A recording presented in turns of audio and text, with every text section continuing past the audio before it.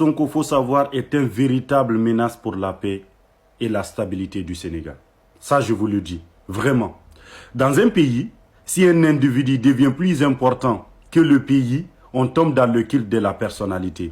Je crains cela pour les Sénégalais. Parce qu'ils ne regardent pas la politique, ils ne regardent pas, ils ne voient même pas le défaut de Ousmane Sonko. C'est ça le problème. Ils ne voient pas les défauts du Ousmane Sonko. Parce qu'aujourd'hui, Ousmane Sonko devrait faire profil bas. Voilà. Pourquoi il a été limogé?